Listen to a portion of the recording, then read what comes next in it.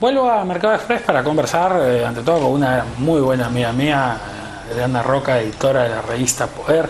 Además, ahora señora Adriana Roca, casada con uno de mis mejores amigos y futura mamá. Además que la felicito a que alegre la gran noticia del 2013 que ya nos recibe. ¿Cómo estás? Muy bien, Roberto. ¿Cómo estás tú? Muchas gracias por invitarme. Yo muy bien, contento de tenerte aquí y poder hablar de este tema que tú conoces también, pues, del sector turístico y que tiene, pues, esto, como decía al inicio del programa, un año muy marcado por cambios de expectativas, ¿no? Porque estas crisis internacionales han afectado bastante al sector e incluso para mí en algunos casos de manera inocente. Yo presenté hace un tiempo aquí declaraciones del representante de las agencias de viaje y turismo de Arequipa, el señor Rafael Cornejo, que se mostró sorprendido porque se habían movido sus expectativas, pero yo creo que la crisis europea todo el mundo la veía, ¿no? Sí. O sea, yo creo que ha sido un año interesante porque se han cambiado un poco los patrones de llegadas. Antes Estados Unidos y Europa eran los principales emisores de turistas hacia el Perú.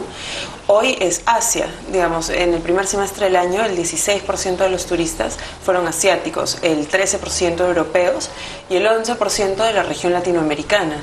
Entonces estamos viendo que cada vez están empezando a cobrar más importancia los países vecinos en cuanto a emisión de turistas. Eso yo creo que es un efecto directo de la crisis.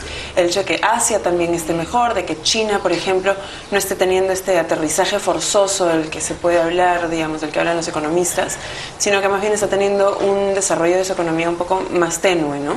Claro, ahora ahí el tema es que hay varios factores, ¿no? Claro, uno es el tema de que Asia o Rusia, por ejemplo, hace poco hubo una misión de empresarios sector turístico peruanos en Rusia tratando de despertar un destino o un origen que hasta ahora es desconocido.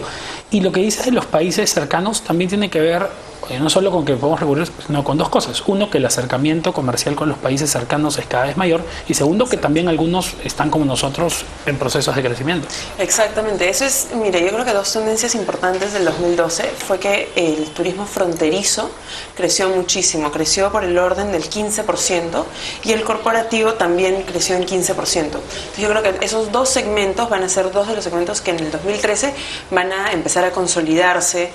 La llegada de turistas corporativos, digamos, colombianos, brasileros, mexicanos, chilenos, argentinos un poco menos, pero o sea, van a marcar una pauta en el desarrollo del turismo en el 2013.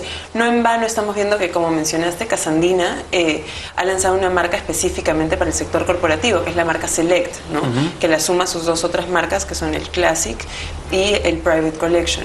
Y luego tienes el fronterizo que también está influyendo muchísimo. Por ejemplo, en Máncora tienes un dinamismo del sector turismo receptivo, y en Chile, digamos, los turistas que viajan de Arica hacia Tacna es un turismo muy interesante, que de hecho lo analizamos en Poder, porque es un turismo principalmente que va a buscar servicios más baratos que en Chile, ¿no? Entonces tienes un turismo que viaja a hacer turismo médico, que viaja a buscar comercio mucho más barato, y es muy interesante cuán dinámico se está volviendo y la importancia que está adquiriendo eso, ¿no? Claro, hay una diversificación de los motivos para venir al Perú. Antes era Machu Picchu y punto, y hoy día esto cambió mucho y tiene que ver con los circuitos, es algo que ahora vamos a conversar, pero me quiero detener un poco en estos dos tipos de turismo porque me parecen bien importantes y además cada uno tiene mitos, ¿no? El turismo corporativo, que creo que es el más fácil de ver hoy por estas cosas como las que dices de Casandina. A ver, se motiva por el tipo de negocios que se está empezando a hacer, porque cada vez hay más empresas, por ejemplo, ahora orientadas al MILA, ¿no? Entonces ya son empresas que no tienen, o sea, pueden funcionar acá en Santiago, en Bogotá, y están en los tres lados. Pero también te jala otras cosas, te jala el famoso turismo gastronómico, por ejemplo, ¿no? Que tanto hemos conversado nosotros alguna vez, pero que está empezando ya a darse. Ahí yo conversaba con gente hace poco cuando estuve en Santa Cruz de la Sierra, me decían, ¿no?, que venían a Lima para el fin de semana y comer lo que no pueden comer. Sí, tal cual. Mira, yo creo que el turismo corporativo es muy interesante porque es un turismo que se focaliza en Lima. Antes tú tenías que los turistas pasaban 1 o 2 noches máximo en Lima para luego viajar y tener una estadía más larga en Cusco. Hoy eso se está empezando a diversificar. Tienes mucho mayor turismo que se queda en Lima 1 semana o se queda en Lima 2 o 3 días de semana y aprovecha y se queda en el fin de semana para comer, para pasear, para comprar. Entonces tienes destinos dentro de la ciudad como Barranco, por ejemplo, que es uno de los distritos que mayor atractivo tiene hacia el turismo, el centro de Lima, que está cada vez, digamos, mejor. Están empezando a hacer calles peatonales. Idealmente, como en Bogotá, por ejemplo, deberían cerrar el centro para que sea netamente peatonal. Eso atrae muchísimo turismo y lo vuelve más amigable. Claro. Entonces yo creo que ese tipo de cositas están empezando a pasar. Tienes hoteles como el Aton, que es una marca chilena corporativa que acaba de abrir. Tienes las marcas de Ibis, el Novotel, que también son corporativas. Y algo como lo que mencionabas del Westin, que haya superado todas sus expectativas, es netamente por un tema de turismo corporativo, ¿no? Sí, es verdad. Y está el tema fronterizo, como mencionas por otro lado, que... a ver, ahí también, como decía, hay mitos, ¿no? Está el mito sobre el mochilero y qué importancia tiene un mochilero, por ejemplo, que llega al Perú y que tiene que ir a un alojamiento abajo. Entonces dicen, no, pero no nos conviene tener tantos mochileros. Yo creo que eso no es tan real. Yo creo que ambos suman y hay que saber construir una estrategia para ambos tipos de turismo. Mira, me parece muy interesante que hayas mencionado ese tema porque justamente mucho de lo que se habla en torno a la crisis económica de Estados Unidos y de Europa es cómo se va a empezar, o sea, cómo las empresas van a empezar a segmentarse para atraer al consumidor predilecto. ¿Y qué está pasando? Que es una cosa muy interesante en realidad. Es, en vez de tener un consumo en forma de pera, en el que la clase media es la que se fortalece y la que más, digamos, activos tiene para salir, para gastar dinero, lo que está pasando es un desarrollo en forma de reloj de arena. Entonces, lo que se fortalece es la base alta de la pirámide y la base baja. Entonces, el Perú, y yo creo que se ha fortalecido muy bien en esos dos segmentos, porque tú tienes un turismo conspicuo, digamos, un turismo de muy alto nivel, al que puede acceder a hoteles como el Monasterio en Cusco, como el Westin, como el Incaterra maravilloso que existe en Machu Picchu, y en Lima también, ¿no? Y luego tienes al turismo de la parte baja de la pirámide, que gasta lo poco que tiene, pero es muy fiel a ti, claro. Es muy fiel y es un muy buen embajador. No en vano creo que la campaña de PromPerú justamente cogió un mochilero para ser el embajador de la marca. Y ¿no? es un turista que no solo es fiel, sino que se queda mucho más tiempo del que uno cree. Ese turista que se puede venir y se puede quedar 60 días. Exactamente. ¿No? Está mochileando en sus vacaciones de verano. Sí. Y ha proliferado una cantidad de cadenas de hostales para mochileros y les va muy bien. O sea, las facturaciones, no tengo el dato en la cabeza, pero les va muy bien, están creciendo, están abriendo cada vez más. Tienen, digamos, son mini cadenas, pero tienen hoteles en Lima, en Cusco, en Machu Picchu, en Puno. Y les va fantástico. Sí, entonces, ahí tengo, mira, justamente un dato sobre motivos de visita al Perú, podemos irlo viendo en pantalla, ¿no? Mira lo que tú mencionabas, el turismo de salud, por ejemplo, ya es 4%, ¿no? Vacaciones sigue siendo un motivo, pero ha bajado. Ha bajado, sí. De 61 a 49. Claro. Y yo creo que eso era el turismo, digamos, europeo, el turismo americano. Claro, ¿no? Visita familiar, y eso va a ser siempre parejo porque es la proporción de gente. Y negocios ha subido, ¿no? Como proporción, conferencias sigue igual, pero ahí lo interesante me parece es, uno, que la salud ya sea el 4% del motivo de visita, esto es un dato interesante para quienes están en el negocio de la salud, y lo otro es esta proporcionalidad inversa entre negocios y vacaciones, ¿no? Sí, mira, me parece muy interesante el tema de la salud, justamente porque Medellín, por ejemplo, en Colombia, se está tratando de posicionar como un centro específicamente de turismo de salud. Entonces, a 15 minutos del aeropuerto tienes un hospital maravilloso con servicio de spa, que te puedes quedar el tiempo que quieras. Y lo interesante es que han coordinado con el aeropuerto para tener un servicio de transporte, por ejemplo. En Cusco está el Hotel Arangua, que por ejemplo abrió en el Valle del Urubamba, orientado a este tema de salud. Sería interesante ver si es que empiezan a desarrollar paquetes con, no sé, justamente con turistas que vengan a cuidarse y a ver cosas más orientadas a la salud, pero creo que es una gran oportunidad y si viene creciendo, ¿no? Me parece que por ahí puede ir la cosa en el próximo año. Sí, yo también creo que por ahí pueden ir las cosas y también por consolidar circuitos. Yo conversaba hace un tiempo con Carlos Canales en el CADE, en la CADE, con Carlos Canales de Canatur sobre este tema de la consolidación de circuitos, porque antes decían, no, bueno, hay que conocer el Perú, ir a Machu Picchu, ir a Nazca. Ahora estamos con el tema de los aeropuertos, que puede impulsar mucho, que es algo de lo que vamos a hablar después.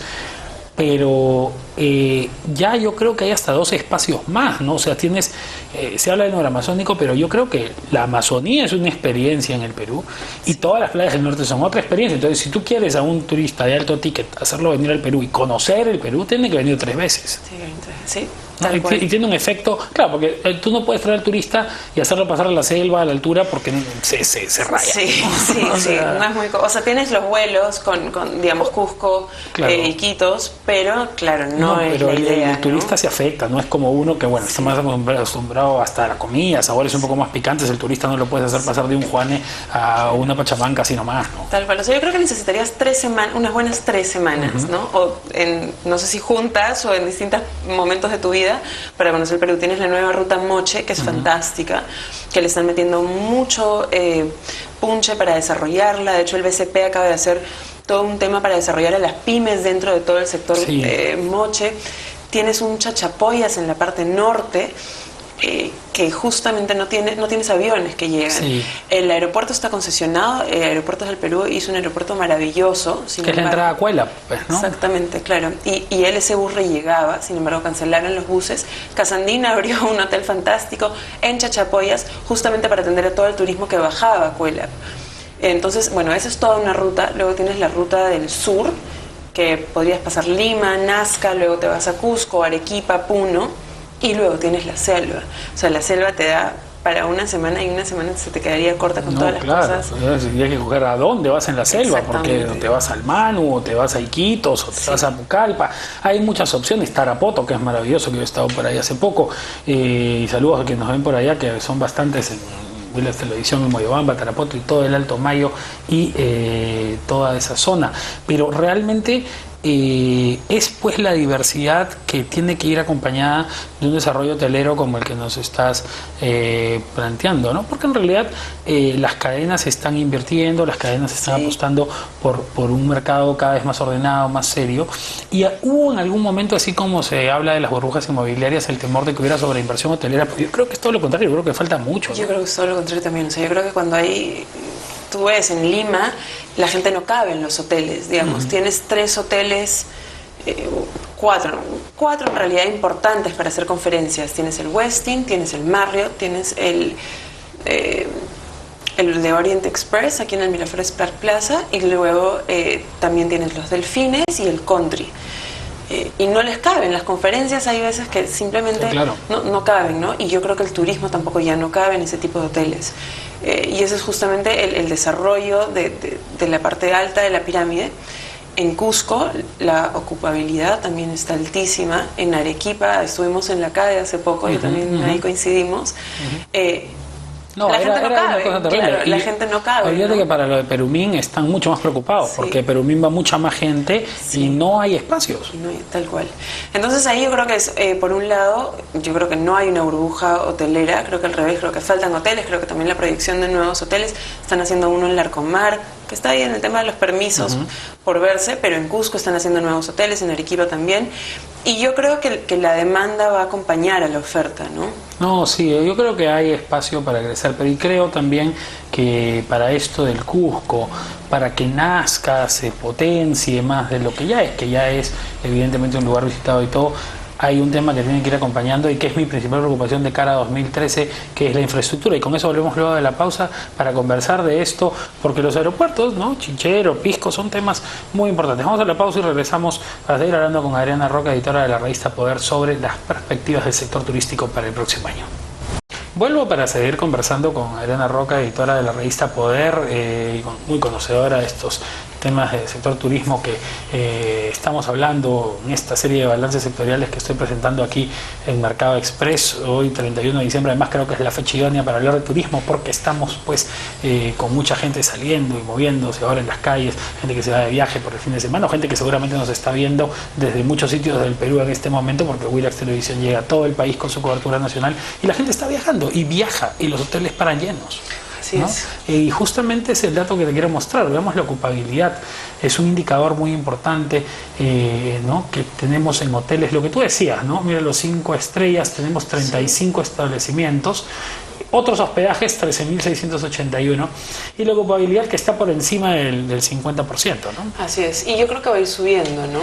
Creo que hay un tema importante también en la calidad, digamos, en cómo se mide la calidad del hotel. Sé que, por ejemplo, los hoteles 5 estrellas están muy bien segmentados, pero en provincias tienen el gran problema de que muchos hoteles se dicen ser 3 estrellas, 4 estrellas, pero no se registran, digamos, en el proceso adecuado para ser certificados con esta estrella. Entonces yo creo que eso también va a acompañar, digamos, un incremento en la demanda cuando empiecen a ser más serios, cuando se empiecen a certificar, pero sin duda creo que en el 2013 la ocupabilidad debería de crecer. Sí, yo también creo que debería crecer. Y ojo que los indicadores, un 50% es un buen indicador, no quiere decir nadie quiere llegar al 100% porque ya es tener problemas con tus clientes, ¿no? Y el otro problema es el que te mencionaba antes de la pausa, Adriana, del tema de la infraestructura, que a mí me preocupa mucho y creo que estos temas de Chinchero y de Pisco son fundamentales y yo siento, y no sé cuál es tu percepción, pero yo siento que todavía el sector sí, pero yo creo que la gran economía no entiende lo importantes que son estos dos proyectos. Sí, ahí yo estoy de acuerdo contigo. Al aeropuerto en Chincheros le han puesto muchísimas trabas. De hecho, han salido a decir que los vientos ahí no permitirían la llegada de aviones. Yo no conozco de fondo el tema técnico, pero tengo entendido que la zona de Chincheros sí es idónea, digamos, para el aterrizaje de aviones, igual en el de Pisco, que tiene que ir despegando. Ahora, yo separaría en dos el tema de infraestructura en el Perú. Por un lado, Lima, por la importancia que hoy tiene, porque desafortunadamente todavía llegan siempre aquí y luego ya se van a provincia y luego está provincia. Entonces yo creo que si miramos Lima, el aeropuerto Jorge Chávez, que es operado por LAP, ya le queda chico a la cantidad de turistas que llegan. O sea, este año se estima cerrar con una suerte de 2.9 millones de turistas y para el próximo año esa cifra, según el señor Canales, crecería alrededor de 20%, siendo optimistas, ¿no? Entonces, ese es un aeropuerto que ya no le caben esas 2.9 millones de personas. Entonces, tú lo ves desde la entrada en la que los carros no caben. ¿Y qué pasa? Yo he conversado mucho con LAP hace un par de años sobre que la mayoría de los aeropuertos en las ciudades, digamos, capitales, en países importantes, tienen 2 pisos. Entonces las llegadas son por el segundo piso y las salidas son por el primer piso. Entonces ahí tendrían que construir una rampa que tiene en el segundo piso y no sería tan difícil.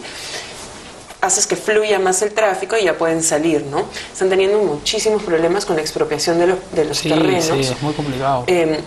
Bueno, perdón, y ahí el tema de fondo es que yo creo que el aeropuerto estuvo bien ahí en una época, pero exacto, ya no es el sitio. Pero ya no es el sitio. Ahora el aeropuerto debe estar en Lurín, en algún lado donde tú puedes llegar primero rápido, ¿no? Salir rápido de la ciudad y algo así, ¿no?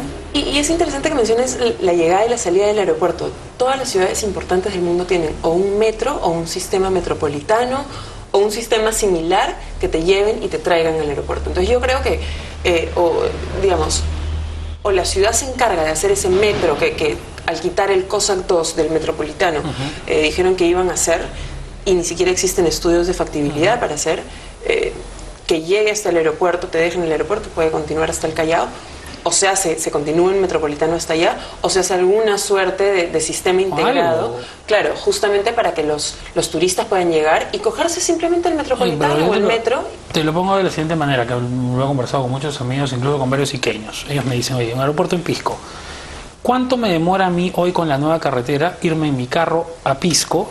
¿Y cuánto me demora ir al aeropuerto, esperar mi avión, subirme al avión, por más que el avión llegue en 20 minutos a Pisco, bajarme, tomar mi maleta y salir?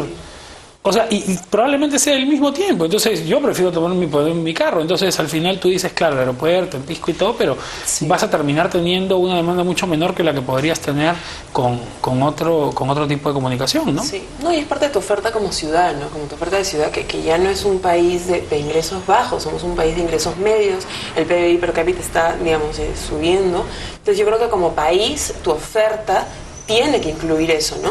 Entonces yo creo que eso es Lima. Yo creo que una vez que el aeropuerto de Lima o lo muevan de sitio, que lo veo poco probable, o que lo amplíen y lo integren con un sistema de transporte. A ver, la gestión del aeropuerto está bien, o sea, yo creo que el aeropuerto, a ver, para la vergüenza que era el aeropuerto hace unos 10, 15 años, lo que es hoy día, además se ha ganado muchos premios y distinciones, ¿no? Internacionales.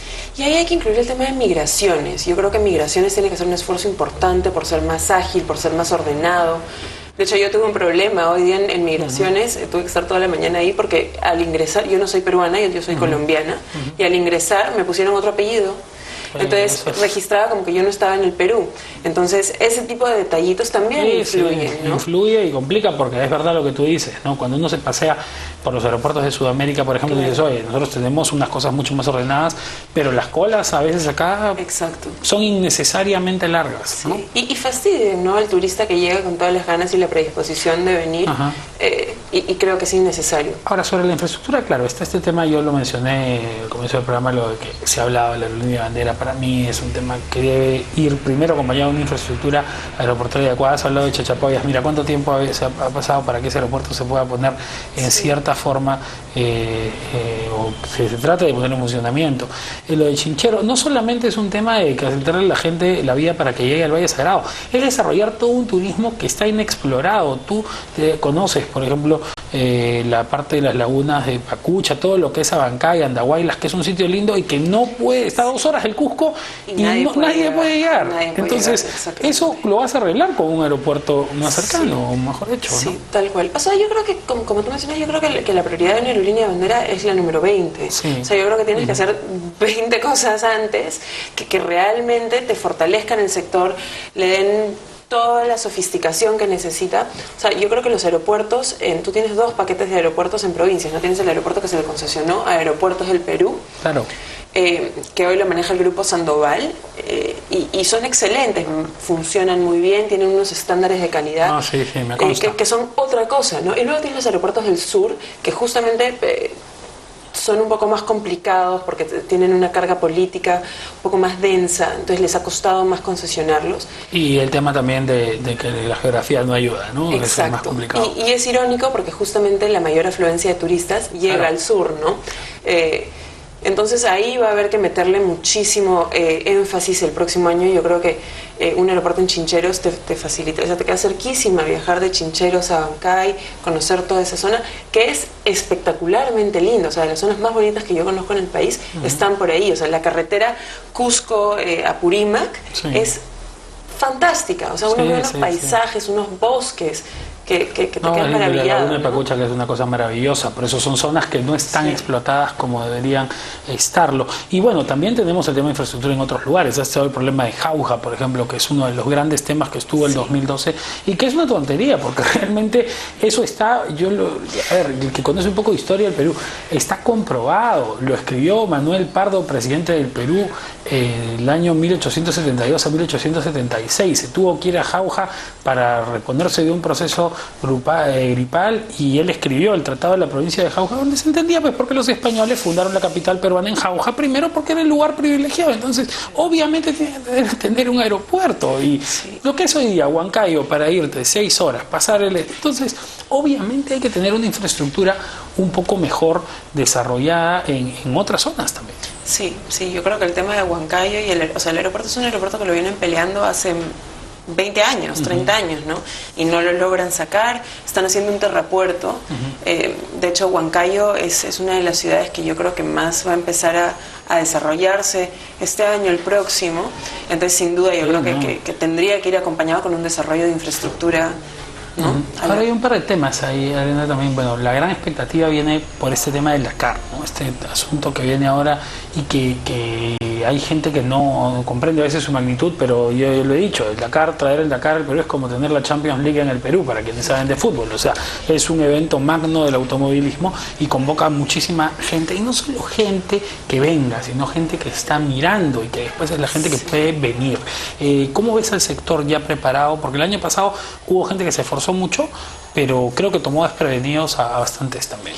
Yo creo que este año, obviamente, dada la experiencia anterior, este año van a estar bastante mejor preparados.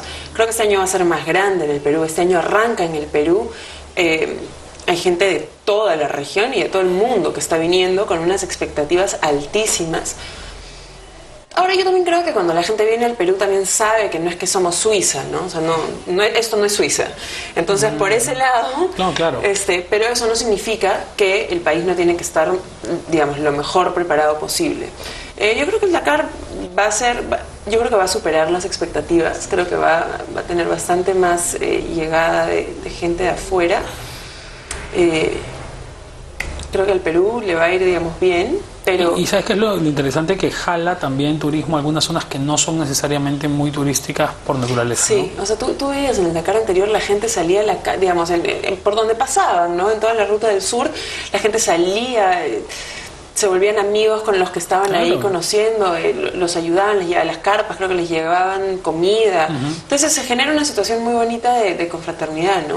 Claro, que es lo que siempre ha pasado en realidad con el automovilismo. En Caminos del Inca pasa, lo que pasa es que es una competencia interna y por ahí no tienes el rebote que puede tener esto que es mundial, ¿no? Tal cual. Ahora, el otro tema que creo afecta ya a la industria como un todo es el de las aerolíneas, ¿no? Y estos procesos de consolidación, por ejemplo, lo de la TAM, que es una expectativa, ¿no? Todavía incierta, pero para muchos pues es el gran cambio que se viene en los próximos años en la región, sobre todo porque además los estándares son muy buenos. LAN tiene hoy día una excelente reputación en materia de servicio y el de TAM, la reputación de TAM es aún mejor, ¿no? Yo la verdad hace un poco me subí por primera vez a un TAM y realmente es una aerolínea que te da cosas que otras aerolíneas ya no te dan, ¿no? Con un servicio a bordo que ya no te dan, incluso desde la misma alimentación y todo. ¿Cuánto puede influir esta fusión y ya la operatividad de la fusión en cómo funciona el mercado actualmente? Mira, yo creo que justamente hablando del aeropuerto de Lima y quedándose chico, LAN ha hecho que el aeropuerto Jorge Chávez sea uno de sus hubs, ¿no? Entonces, ahí y yo creo que la fusión va a ser mucho más agresiva en terminar de consolidar ese proceso de que el Jorge Chávez sea el hub de LAN, de que Lima sea el principal centro de operaciones, porque es más fácil llegar desde Lima que desde Sao Paulo, incluso desde Santiago, ¿no? Entonces vas a tener, yo creo que muchos más vuelos, más conectividad. Tienes una Avianca que también se fusionó con TACA, que también está dando resultados, ¿no? Uno ve una aerolínea mucho más dinámica, más grande. Las aerolíneas han pasado por un par de años muy, muy graves, ¿no? Sí, sí. Tuvimos el alza del petróleo que les mermó, digamos, totalmente todas las utilidades. Sí, la estructura de costos se trastocó por completo. Por completo. Luego, digamos, la crisis económica obligó a que muchos tuvieran que rediseñar el modelo, digamos, de ingresos que tienen. Ahora muchas en Estados Unidos por lo menos te cobran por número de valijas, o sea, incluso si llevas una ya te cobran por la comida dentro del avión, que para muchos de nosotros todavía aquí es impensable porque aquí siguen funcionando las cosas bastante bien, pero yo creo que hay que empezar a pensar que quizás si la crisis sí nos pega, si el 2013 en Europa la recesión continúa, si Estados Unidos hace una recaída en términos de recesión, podría ser complicado. Yo creo que las aerolíneas podrían tomar medidas. También podría ser una oportunidad, por ejemplo, podrían florecer nuevas aerolíneas de bajo costo. Claro, ¿qué está pasando? Algunas están empezando a mirar el mercado peruano y también aerolíneas regionales, ¿no? O sea, yo decía por Boliviana de Aviación que está por entrar. O sea, hay opciones de aerolíneas que están mirando el mercado peruano como punto de conexión. Sí, por ejemplo, a Colombia, a Bogotá, ya llega JetBlue, que es una de las más famosas low cost de Estados Unidos, ¿no? Entonces esa te conecta con Miami, te conecta con Atlanta, creo. Y yo creo que también que regresando un poco a la fusión de LAN con TAM, le va a subir los estándares a las aerolíneas aquí, ¿no? Y eso creo que va a ser bueno, creo que les va a obligar a ser más puntuales, a tener más cuidado con el consumidor, ¿no? Sí, es verdad. Yo creo que esto, al final, la competencia te impulsa todo y me parece que es la conclusión más importante que podemos sacar de cara a 2013. Creo que vamos a tener mejores estándares a los comerciales, creo que vamos a tener un sector turístico bastante más dinámico y ojalá que la infraestructura, sobre todo la aeroportuaria, porque creo que en la hotelera se está haciendo el esfuerzo, pero ojalá que la aeroportuaria acompañe y se destraben de una vez estos temas. Yo creo que ese va a ser el gran reto, ¿no? Que la infraestructura, sobre todo aeroportuaria, termine de acompañar a la sofisticación que se ve en el resto del sector, que los demás, digamos, todos los servicios que giran alrededor del turismo, ¿no? Terminen siendo cada vez mejores, la oferta gastronómica, las boutiques, o sea, ya ves centros comerciales que hace 5 años no habían, ¿no? La parte nueva del Jockey Plaza, ves turistas, claro, ¿no? Y es como que qué claro, le estás dando la oferta de turismo que, como tú decías antes, no venía a Lima y ahora sí está. Arena, mil gracias por haber estado conmigo hoy. No quiero además que te vayas sin que nos cuentes también qué nos trae el 2013 para la revista Poder, que yo la veo realmente cada día no solo más gordita, sino muy, muy interesante para que nos gusta disfrutar de reportajes profundos, analíticos en materia económica.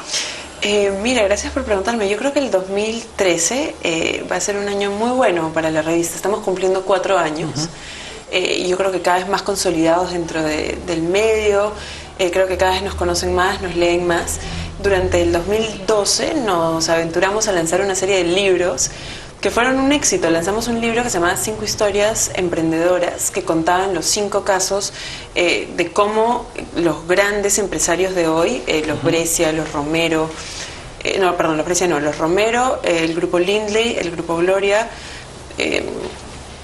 y el grupo Interbank, y hay uno más que se me está olvidando, crearon sus empresas, pero contamos la historia desde cero, desde cómo llegó el que fundó la empresa, cómo la sufrió. Y fueron unas historias que tuvieron una acogida impresionante. Luego lanzamos una guía para justamente pasear por carreteras en el Perú, hecha por Rafa León, que fue maravillosa. Entonces esa es una guía que cualquiera puede coger y se puede ir en su carro a hacer cualquiera de las rutas peruanas. Yo creo que en el 2013 queremos empezar a lanzar más libros. Es una cosa que hemos visto que al público le gusta mucho, y ya tenemos una serie de libros pauteados y especiales, digamos, dentro de la revista, que también tienen muy buena acogida, ¿no? Perfecto, entonces ahí seguiremos refrescando. Siempre creo que este tipo de cosas refrescan mucho. La lectura es bueno, además Repoder es una revista en la que se escribe bien, que es un valor muy importante, creo, hoy día en el periodismo. A veces se ha perdido por esta comoditización que hay, la ampliación, la masificación, blogs, etcétera, que me parece muy bien, pero la esencia de leer bien es algo que me gusta mucho de Poder, por eso lo felicito siempre a ti y a David, que les están haciendo ahí el equipo. Gracias por haber estado y feliz 2013. Muchas gracias, igualmente. Esta noche, ojalá pues que todo venga bien el próximo año. Pausa y regreso con más en Mercado Express.